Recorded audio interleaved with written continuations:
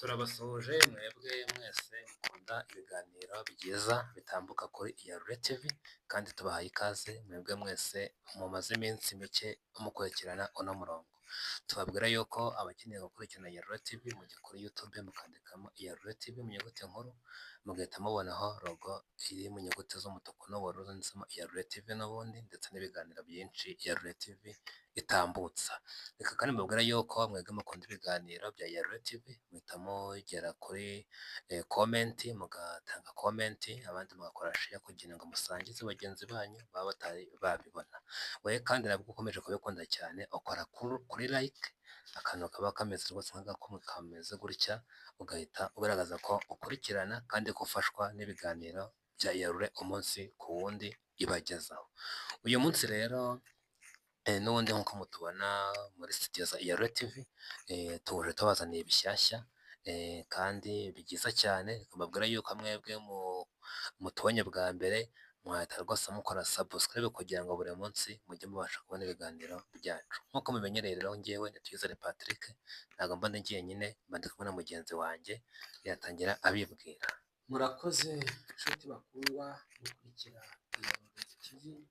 Iyarure TV tubafitiye package zigiye zitandukanye,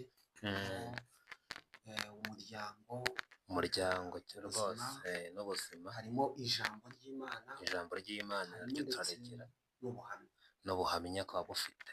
Reka dusuze abadukurikira bari muri East Africa. Yego, iyasi, Yego na iyasi yose, tuvuge Uburundi bene wacu, tuvuga Abagande hariyo abafumbira hano hirya Kabare, tugere hakurya mu Bunyoro, tugende tugere hakurya Bazana Kivara, dukomeza tugere na za Fonte n'i Kampala, hose tuharenga, tugere na kure cyane ahitwa za Arua mu majyaruguru y'Ubuganda, Arua umupaka w'Ubuganda na Sudani y'Epfo, ngira ngo aho hose niyo abantu bakunda Ikinyarwanda, baragikunda cyane. Hariho abakize bakakimenya, harimo n'abakivukiyemo bariyo bagiye guhaha. Hano hakurya nk'abadukunda cyane muri Tanzania, hano hafi guhera hano za Rusumo kugera za Mwanza, kugera hakurya Dar es Salaam, kugenda Dodoma, Karagwe k'Abahinda, nabo baradukunda cyane, kugenda kugeza hepfo kuri za Zanzibar, hose bari badukurikiranye. Reka tubabwire ngo umwami wacu Yesu Kristo ashimwe cyane. Uyu munsi nk'uko mubibona ndi kumwe n'umuvandimwe, njye amazina ni Pastor Iyamuremye Theoneste. Yego, tuje kubaganiriza ku ijambo ry'Imana, kandi ku ijambo ry'Imana ngira ngo biri mu ntego za Iyarure TV dufite, no kuganiriza abantu ijambo ry'Imana kugira ngo bajijuke. Reka tubabwire yuko iyi ni kaminuza twatangije kandi bigira ubuntu, nta minerivare tubatse, reka twige kuko hariho inyigisho nyinshi z'ubuyobe muri kino gihe, aho umwigisha ashobora gukoresha amagambo ya Bibiliya akayakoresha mu nyungu ze. Birumvikana kandi nibyo, kubera ko abantu mu minsi y'imperuka nyine byarahanuwe ko hazaba hari abigisha benshi b'ibinyoma, kandi ngo abantu bazaba bifuza abigisha bahuje n'irari ryabo. Ubwo rero hari uhimba ibinyoma, ariko hari n'uwumva ibinyoma. Bose rero bagomba kuba bahari. Wigeze kutubwira ko mu kiganiro twigeze gutambutsa cy'iyobokamana nyakuri, wigeze kutubwira yuko ngo hariho abasoma n'abasomerwa. Hariho abasoma n'abasomerwa, ariko burya hariho n'abasoma nabi n'abasomerwa nabi. Reka rero twihuse tubereke imirongo, ibitabo birimo imirongo mike bakunda gukoresha, wenda abadukurikiye hari indi bafite, ariko twebwe iyo twateguye uyu munsi tugiye kubaganiraho, tunabasobanurira icyo yavugaga n'icyo yari igambiriye, n'igihe yanditswe, hari situwasiyo imeze gute, kubera iki yandikirwaga bande. Tugiye kubisesengura rero, tubereke yuko akenshi abo bigisha bavugisha ijambo ry'Imana icyo ritavuze, baba bagambiriye inyungu zabo bwite.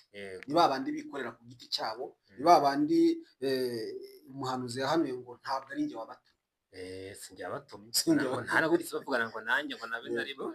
Uyu munsi baduteguriye ihe mirongo, tunabateguriye Yeremiya 29 ku murongo wa 11. Yeremiya 29 umurongo wa 11. Yeremiya igice cya 29 umurongo wa 11 haravuze ngo erega nzi ibyo nibwira ko nzabagirira. Erega nzi ibyo nibwira nzabagirira. Ni amahoro si ibibi.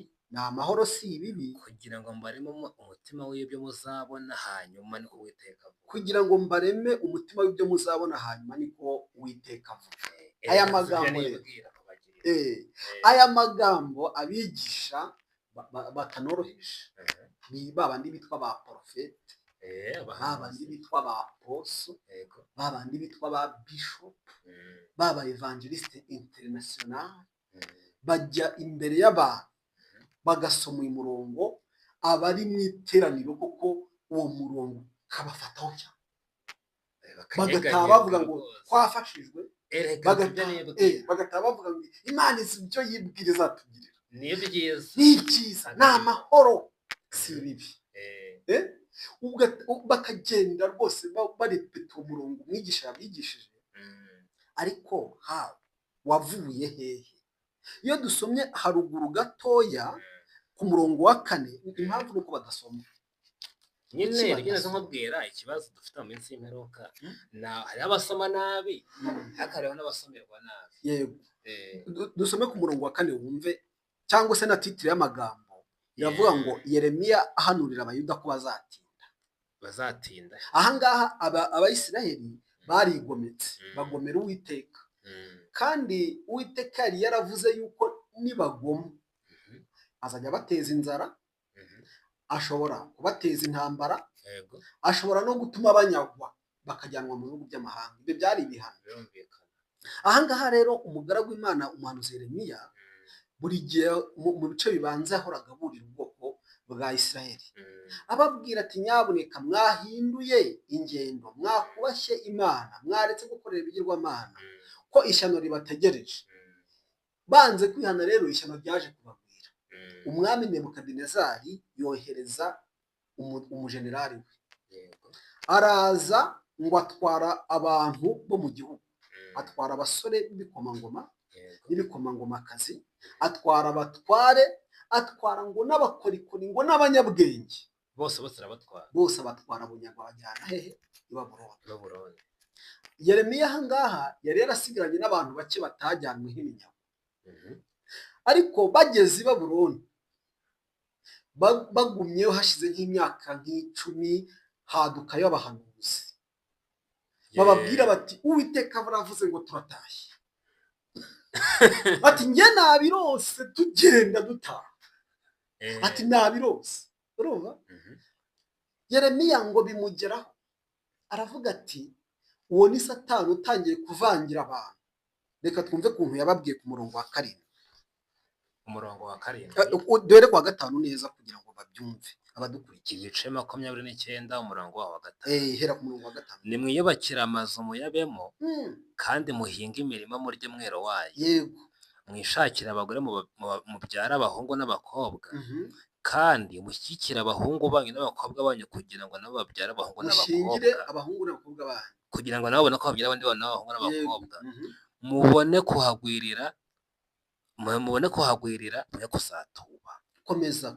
Kandi umurwa nategetse ko bazabajyanaho muri imbohe, muzawushakire kuba amahoro, muwusabire ku Uwiteka, kuko mu mahoro yaho namwe muzagira amahoro. Yego. Uko niko Uwiteka nyir'ingabo Imana ya Isirayeli ivuga iti, ntimukemere ko abahanuzi bo muri mwe babahanurira n'abapfumu banyu bakabayobya, kandi ntimukite ku nzozi mujye murota, kuko babahanurira ibinyoma mu izina ryanjye. Sinabatumye, niko Uwiteka avuga. Sinabatumye. Ese hariho abahanuzi batatumwe n'Uwiteka? Yego. Bahanura bikabasa? Abo ntabwo wese ubwo bahanuraga ibizaba. None se uyu munsi ubwo uragize ko uyu munsi ubwo uza kuza kugira icyo uvuga ku bahanuzi uyu munsi bose bahanura? Ese bose koko bavuye ku Uwiteka? Oya, ntabwo bavuye ku Uwiteka, kandi Matayo 24 Yesu yarabivuze ko azaduka abahanuzi benshi b'ibinyoma. N'uyu munsi barahari, ariko ngo bakayobya abantu benshi. Bakayobya, ntabwo ari bake, bazayobya benshi. Ahangaha rero ubu bwoko bwari Babuloni bwagombaga kumarayo imyaka ingahe? 70 niyo bari barategekeye y'ubunyage 70 itarashira icyo bari gukora cyose ntabwo bari kuvayo. Ariko abo bahanuzi b'ibinyoma n'abo barosi ba karosi abo ngabo n'abo bapfumu bababwiraga ibyiringiro yuko batashye. Turatashye, mbonye ufite imodoka, mbonye ubona visa ugiye muri Amerika.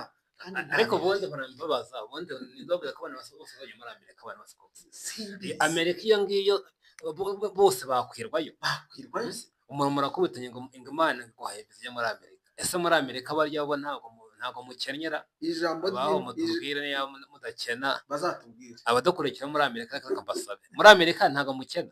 Uzatwebwire. Ijambo riratubwira ngo baziguriza abigisha bigisha ibijyanye n'irari ryabo n'ibyo bifuza.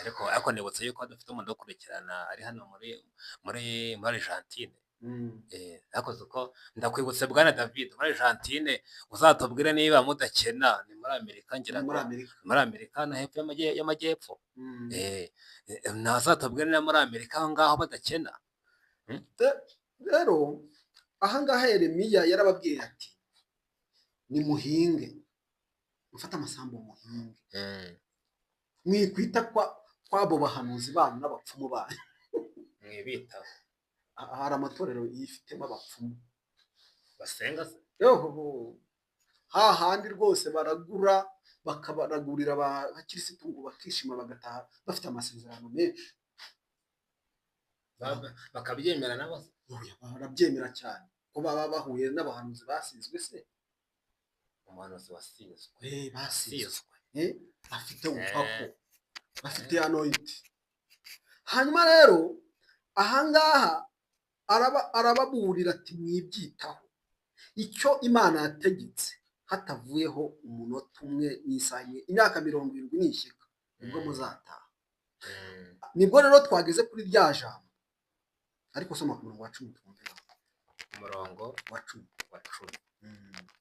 uratubwiraho ngo ahubwo Uwiteka aravuga ati imyaka 70 yahanuwe i Babuloni nishira nzabagenderera basoze ijambo ryanjye ryiza rituma mugaruka ino. Murituma mugaruka byako ya myaka 70 irangiye nishira nzabagenderera. Byari isezerano ko Imana ya Isirayeli igira imbabazi n'impuhwe nyinshi, ijya yibuka ubwoko bwayo ikongera ikabugira imbabazi. Haraho Yeremiya avuga ngo ntabwo nzahora mbabaza abantu banjye iteka, rwose nishimira guhora mbabaza umuntu wanjye iteka, ngo naho namababaza nzamugirira ibambe. Aha ngaha rero aravuze ngo iyo myaka nishira nzabagarukaho mbagenderere, mbagarure mbakure i Babuloni, mbagarure mu gihugu cyanyu. Ku murongo wa 11 rero nibwo abarema umutima aterega nzi ibyo nibwira burya nzabagirira. Nubwo ibyo byababaye si bibi, ni amahoro, si bibi, kugira ngo mbareme umutima w'ibyo muzabona hanyuma. Iyo umusomyi akomeje gusoma agenda asoma ahavuga ngo muzanyambaza mumbone, nzabagirira neza, ndacyabitayeho nubwo nabakubise akanyafu, nubwo nabakubise urwo rushyi, ariko ndacyabitayeho. Tuburire rero abantu, tubabwire yuko uyu murongo umwigisha nawukoresha azajya babwira n'amateka y'ibyari biriho n'ababwirwaga n'impamvu babwirwaga, abasobanure neza, dore ko baba barize n'amateoloji ahambaye cyane. Birumvikana nyine, ariko rimwe na rimwe ntabwo bayakoresha kuko arabagonga. Baba bashaka kugira ngo bakurure uyu murongo bawubwire abantu hanyuma babone uko baza kubabwira ngo batange. Urumva nyine iyo umuntu amaze kumva ko iby'Imana izamugera ari byiza atari ibibi, yamaze no kubiririmba mu ndirimbo, rwose yagiye mu kinimba ahita yakira buryo yuko rwose Imana ibitanga. Ntangiye ko byakira.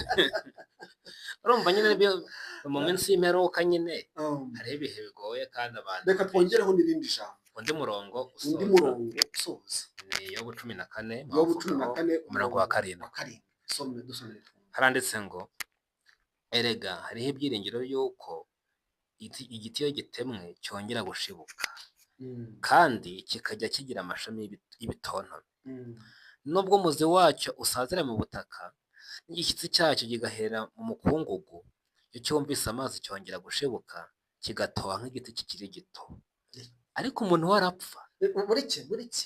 Burikiya igiti nicyo turi kwivugira, turi kwivugira ku giti. Yobu mu mibabaro yahuye nayo, urumva yararebye abona igiti ukuntu umuntu agitema, igiti ukagitema yenda ukagitema no mu zuba bikabaho, ariko uzi hari ukuntu uba ugikura urutuzi, nubwo wagitemye hejuru ariko maze uba ugikurura twatuzi, sibyo? Noneho ngo cyo cyumvise utuzi yenda akavura kaguye, kiriyandayanda kikongera kigashibuka. Ahangaha rero iri jambo abigisha barikoresha cyane bakurura imbaga,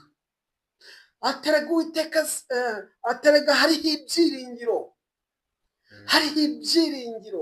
wari waratemwe, wari waramazweho, dore wari waracuza ugahomba, uracuruza ugahomba, ariko hariho ibyiringiro ugiye kunguka. Iri Yobu yarikoresheje arimo ameze nk'aho akora ubushakashatsi. ariko ubundi ubu ngubu ku bantu bize iby'ikinyarwanda ndabona ibi ngibi bijya gusa nk'ihwanisha. Ab'ikinyarwanda muzatubwire koko niba ari ihwanisha cyangwa se ari igereranya, hari ikitwigereranya n'ihwanisha abiga mu kinyarwanda. Urumva Yobu yarabanje yifashisha igiti, no avuga uburyo igiti iyo gitemwe hari ibyiringiro ko cyo gifite imizi ishinze ku butaka, mu butaka nako ko yongera ikanyunyuza kugeza ubwo kizashibuka mu myaka runaka, ariko umuntu ntabwo agira imizi. Ngaho usoma ku murongo wa 10 ariko umuntu ku murongo wa 10 umuntu warapfa akagendanira ko ni ukuri umwuka w'umuntu urahera, ubwo akaba ari he? Hazagira umuntu bashyira mu mva, none hashibuke turebe. Usibye gutegereza umunsi w'umuzuko, abavuga yuko kuzwa ko umuntu ari ukubyara by'ibivugute. Oya, biriya ni filozofi y'abahakana Imana, kugira ngo abasadukayi ntibavuze ko barwanya umuzuko se, na n'uyu munsi uwo mwuka wagisadukayi cyane. Ntabwo yapfuye ngo yazutse ngo kuko yasize abana. Oya, twebwe nk'abakristo twizera munsi w'umuzuko yuko uzaba, kandi Yesu yaduhaye sample, yaradusampura inzara azuka, ariko abantu bose wizera ko batazapfa.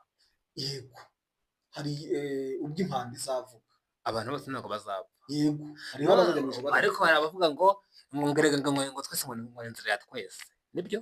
Oya, ntabwo ari inzira ya twese, kandi Bibiliya ivuga ngo natwe bazaba bakiriho. None se Pawulo ntabwo yabwiye itorero ati ntimuka buri byiringiro nk'abapagani batizera Imana, ati impanda ya marayika izavuga, abapfiriye muri Kristo babanze bazuke, natwe abariho bazaba bakiriho. Urumva ko hari abantu batazigera bapfa, kandi Eliya yarabaye umuganura wabazajya mu ijuru badapfuye, ariko se Imana iba yaratanze sample. Ariko nyine urumva tuba tuvangira ngo n'inzira ya twese, ngo urumva urumva yuko harimo akantu ko kudasobanukira. Ntabwo abantu bose bazapfa, hari abantu batazagerwaho n'urwuri rw'urupfu cyane. Abo ngabo ni abazumva impanda bakiriho, n'ubu ngubu impanda ivuze twebwe twahinduye ubundi aka kanya twari tuzamuka. Abakora n'abambere 15 umurongo wa 50 hari na kankina na hafi n'Abakorinto. Pawulo aho yavuze ngo ntabwo tuzapfa ngo tuzahindurwa, bakora urwandiko rwa mbere rw'Abakorinto, igice cyaho ni igice cyaho giheruka hari, noneho umurongo wa 51 15 dore mbamenera ibanga, ntituzasinzira twese, ahubwo twese tuzahindurwa mu kanya gato, ndetse no mu kanya nk'ako guhumbya, ubwo impanda y'imperuka izavuga. Impanda izavuga koko, abapfuye bazurwe, batazongera kubora, ntabwo duhindurwe. Patiri, turimo dusoza kugira ngo ahari wenda tutazajya turambira abantu, kuko baba bafite byinshi barimo, ariko ntibarambirwe, ntimurambirwe nyabuneka, ntimurambirwe. Turimo turabigisha ibyabagirira akamaro uyu munsi n'ejo hazaza. Aya magambo tumaze kuganiraho abantu bayumvise, ariko hari no kuntu nabo bayumva, batubwira ko bayumvise muri comment mwandike uko nayo muyumva. twasomye Yeremiya 29 umurongo waho wa 4 kugeza 11 dusomye Yobu 14 umurongo wa 7 kugeza ku murongo wa 10 nabo bagende bisomere hanyuma bazatubwira. hahirwa abasoma n'abasomera.